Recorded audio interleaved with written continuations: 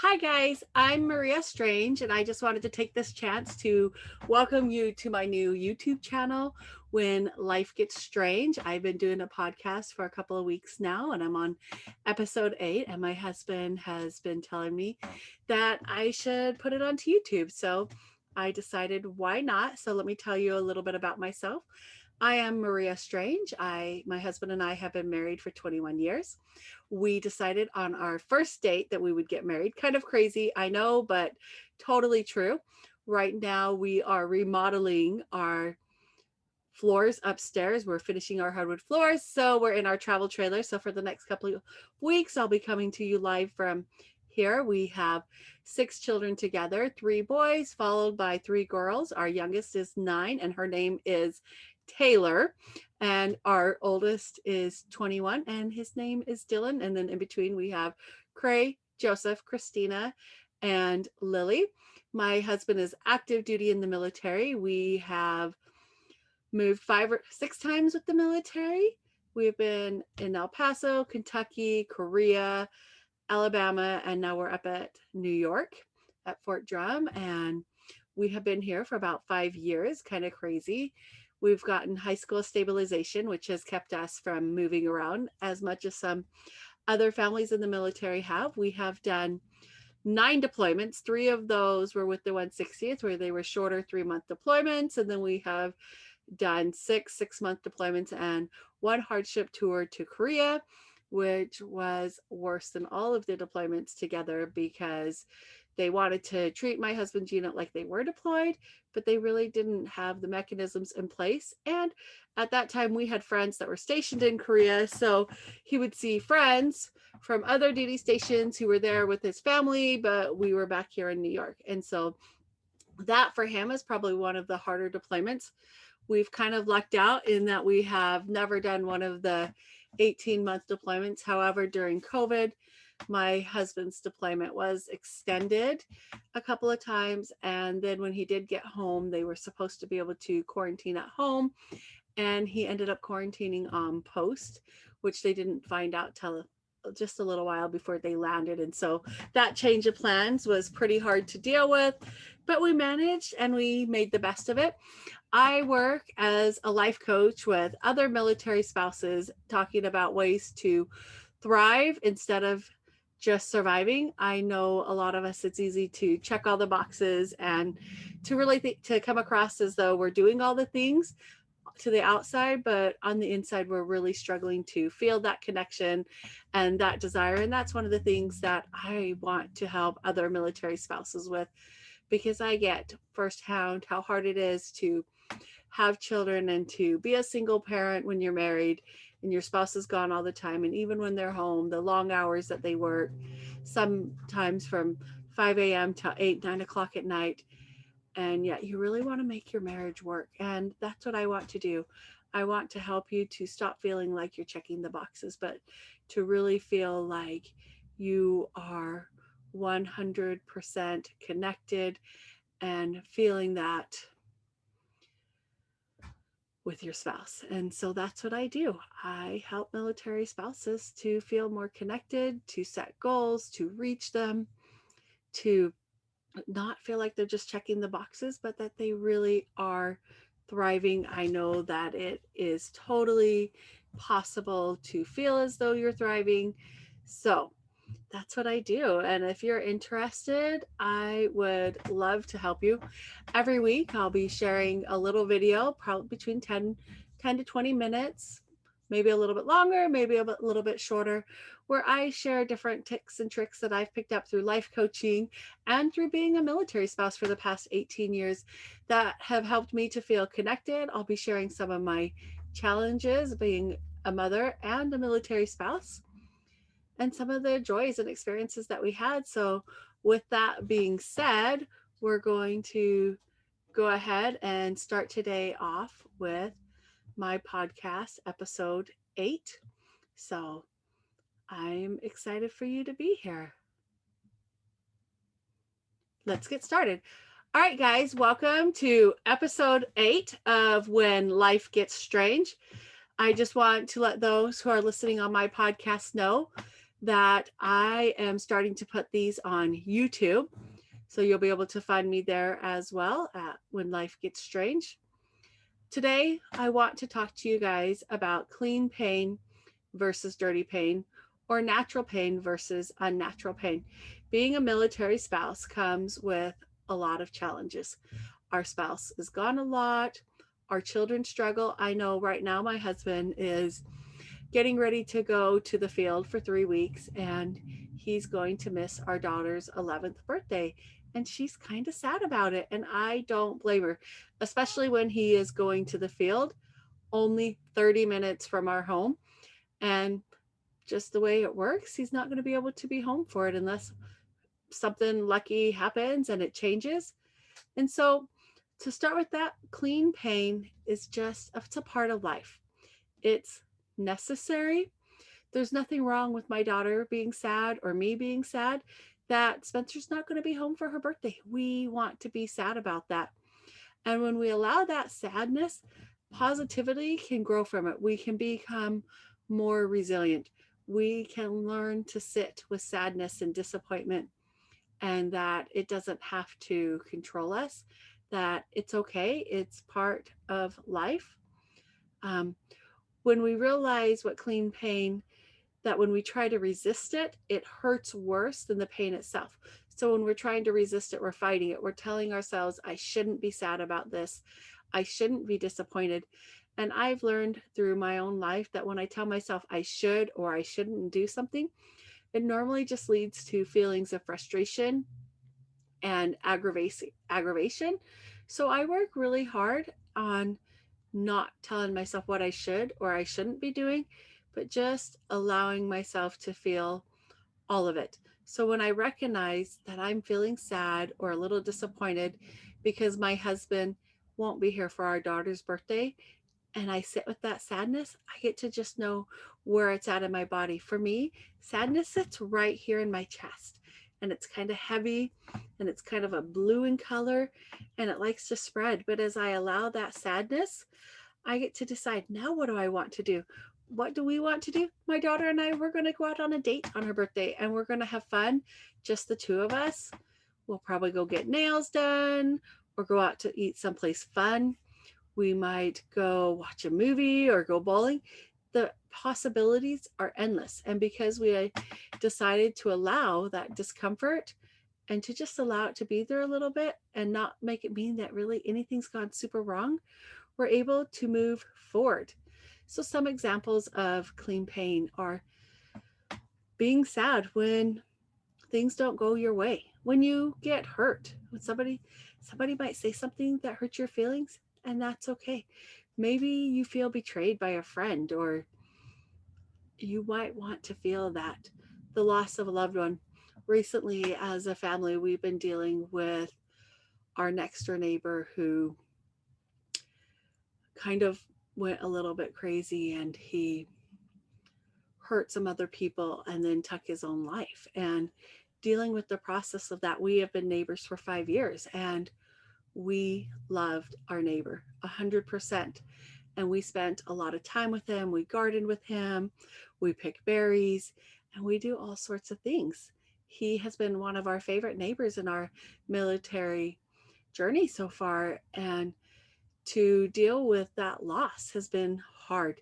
But as we've talked about it and recognized that the choices that he made in the last few hours of his life doesn't take away from the 5 years of him being our friend, of the good things that he's done, of the ways he's served the community, as we look for ways to reach out to his wife and son and to serve them, those have helped us to process the pain and to move forward.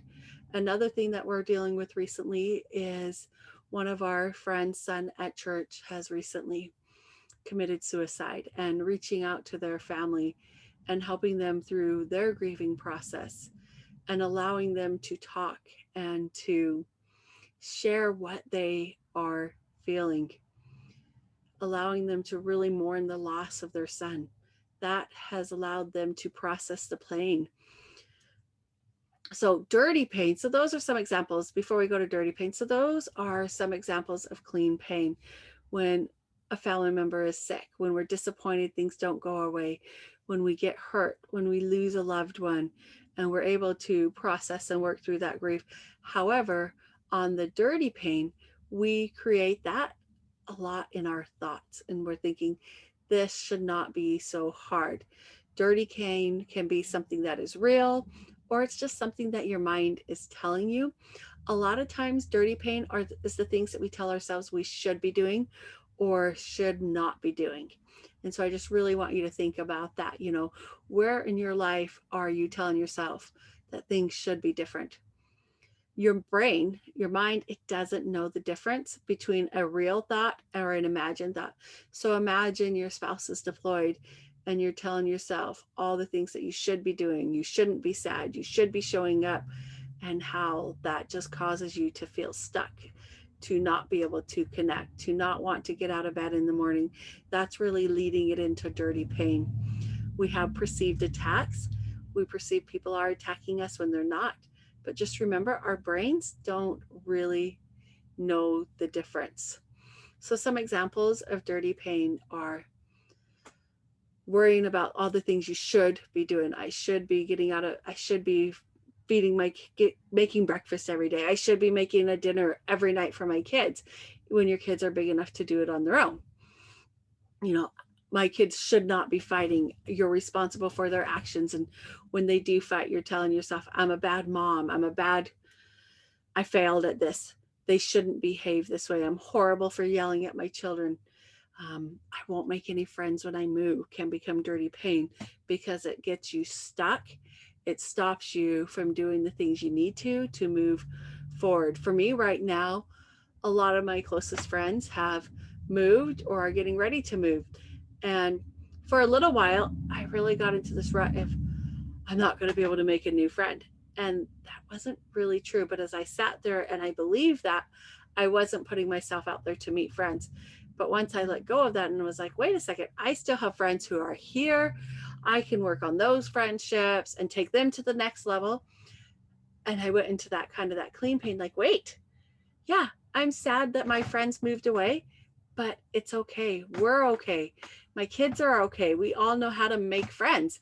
And as we got into that place and we let go of that dirty pain of, this is too hard, I can't do this, I should be doing it this way, I shouldn't, everything got better.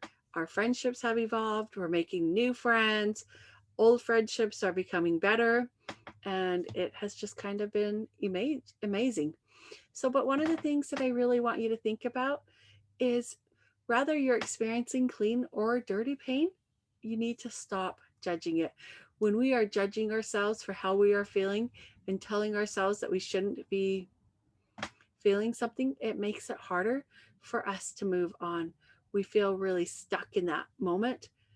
So pause, put a stop. When you're feeling something, stop. Ask yourself, where am I feeling this in my body? Really allow yourself to feel it, and then decide, does this serve you or not? If it's not serving you, then you can let it go and you can decide to move on. So back to the example of my husband going to the field and missing my daughter's 11th birthday. I could decide to just be frustrated and upset with it. And then her birthday's going to come in a couple of weeks and I'm going to be frustrated and I'm not going to want to connect and to go out and do fun things with her.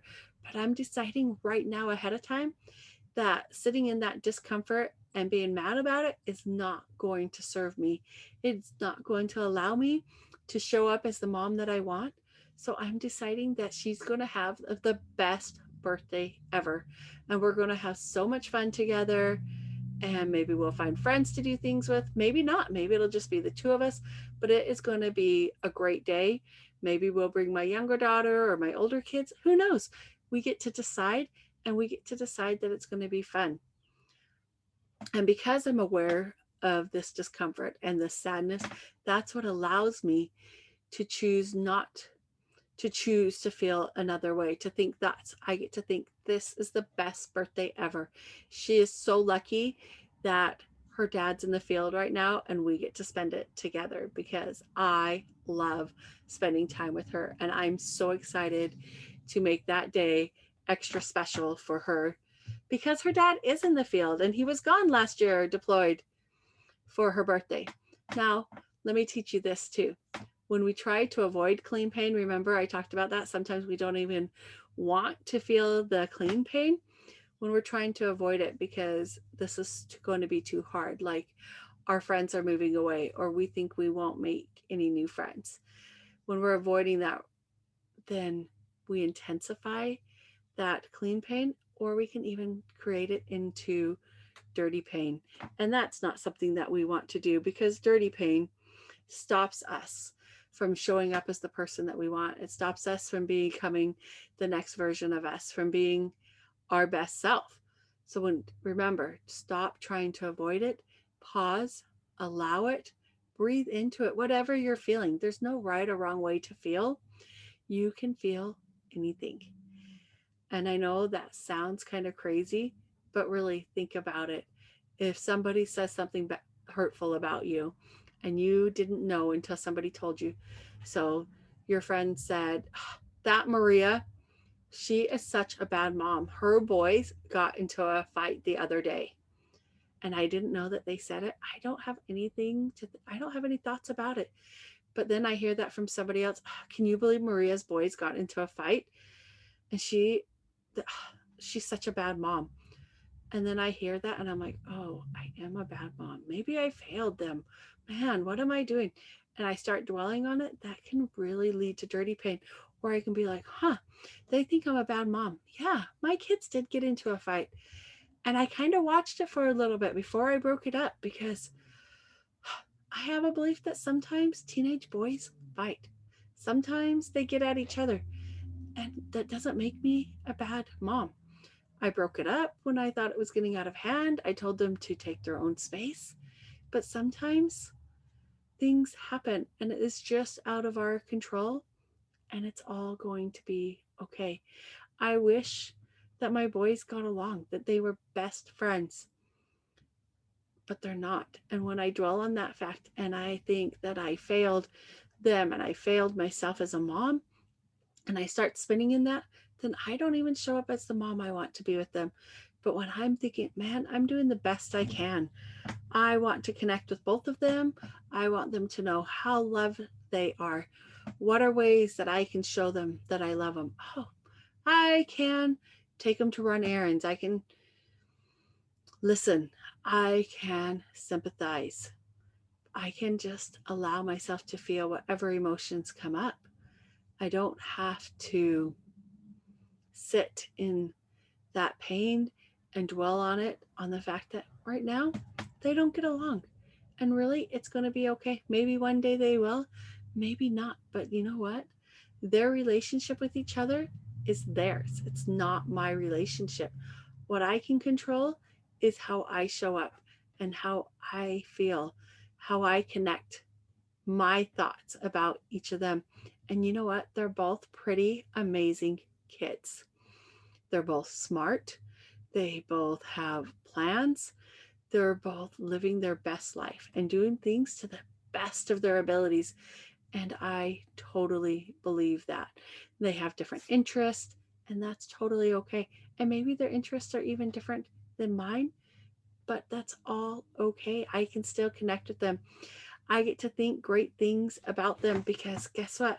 My thoughts and how I think and feel about them are all mine. So one other thing I wanted to point out to you guys is I know that when we're feeling sad or frustrated, we feel like that feeling is going to last forever, that it's hard and we don't know what to do with it. But the truth is, our emotions only last for about 90 seconds. And then after that, we're choosing to stay in that emotion or we can let it go. So when a feeling comes, sadness, frustration, anger, happiness, joy, whatever it is, it's going to last for about 90 seconds. And then we get to choose. Are we going to stay in that or not? So when I'm choosing to think, my kids are fighting and I'm so frustrated with it, or I get to be like, they're fighting and I'm feeling some frustration. Yep. I'm going to allow that. Okay. How do I want to show up now? How do I want to feel in this situation? And maybe I want to be a little sad or disappointed that they're fighting. Maybe I want to be a little sad or disappointed that my husband is going to miss my daughter's 11th birthday. I don't think we're going to do a party, but you never know. She's trying to convince me. But it's all going to be okay. So one of my thoughts is, I can handle whatever my kids, whatever the military throws at me. I can handle all of it. And when I'm thinking that I can handle all of it, I feel confident and in control. And when I'm confident and in control, I can take that clean pain. I can handle those feelings of sadness or discomfort or frustration in those moments. And I don't have to let them consume me and dwell on the shoulds, all the things that I should be doing and the ways I should be showing up, and that my husband should be home for my daughter's birthday. My boys should not fight. Do you see how all those shoulds really are not serving me? So when I learn to let them go and just allow the emotions that come and decide if they're serving me or not, and then choosing how I want to show up, it gives me so much more freedom. And that's what I want to encourage each of you to do, to take back your emotion and your, what do you want to feel? But when we allow ourselves to sit in that dirty pain and all the shoulds and should nots that we should be doing and the things we shouldn't be doing, that's when it can really lead to emotional problems. That's when you can get your anxiety and depression. And I'm not saying that those things are wrong. And I know that some people are clinically diagnosed with anxiety and depression. I have children who are. I've experienced it myself. But when we're sitting in the shoulds and the should nots and we're just allowing ourselves to sit in that dirty pain, that can make those emotional problems worse. I remember during my husband's last deployment, I had a panic attack. It was brought on by somebody saying how much they appreciate the Apache helicopter and how they keep the ground troops safe. And my husband's an Apache pilot, and I don't know what happened, but clear as day, all these thoughts just started going through that he's going to get killed, he's going to get shot down, and I couldn't breathe, and my chest hurt, and my brain just wanted to spin on all this negativity. And I had to sit there. And I had a friend who was sitting there by me, and she's like, it's okay. And I was trying to tell myself, I'm like, he's okay. I just talked to him a little while ago. Everything's going to be okay. Nothing has really gone wrong here. It's just my thoughts. Go ahead and breathe through it. And my brain wanted to argue, nope, something bad has happened. He's not going to make it home.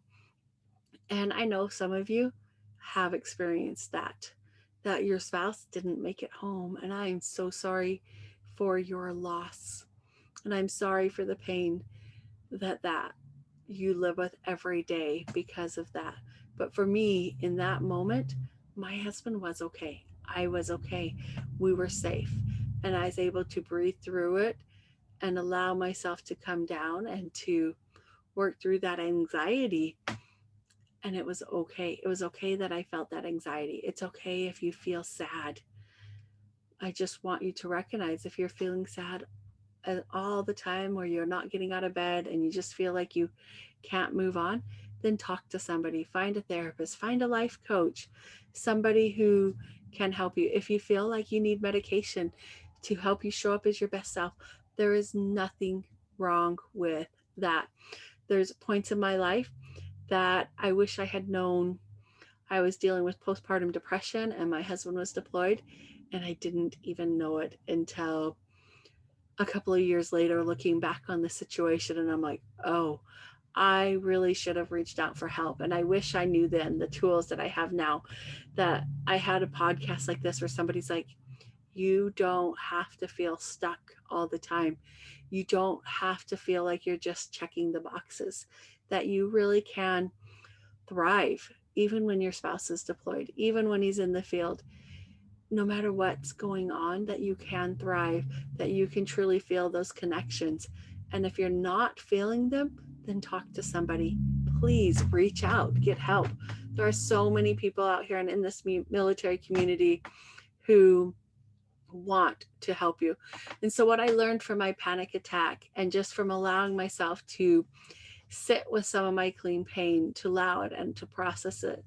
When we work through our clean pain, that we can come out stronger on the other side, that there really is a rainbow waiting for us, that good things are coming. My husband tells me everything just works out in my favor. And he truly, truly believes that everything works out in his favor. It's all going to be okay in the end. And even though we've had struggles, and we have definitely had our fair struggles in our marriage and raising our children, we've experienced struggles.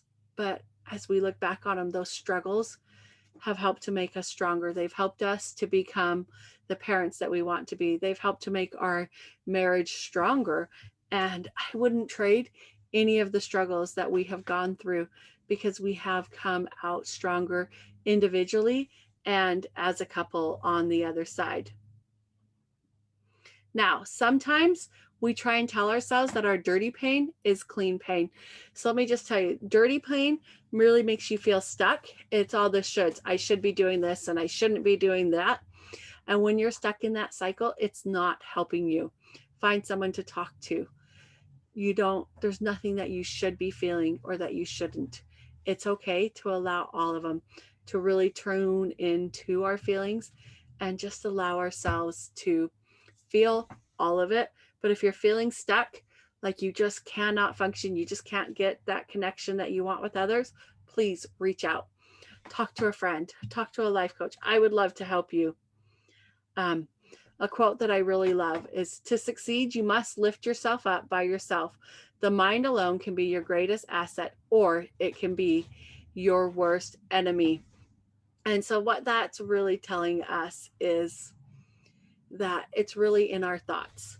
What we are choosing to think and feel, those are the things that lead to how we are feeling. Our thoughts lead to our feelings. So if we're thinking this should be easier, this shouldn't be happen, this isn't fair, then we might end up in dirty pain. But when we're like, oh, I'm so sad this happened. My husband's in the field and is going to miss my daughter's birthday, and I want to be sad about that.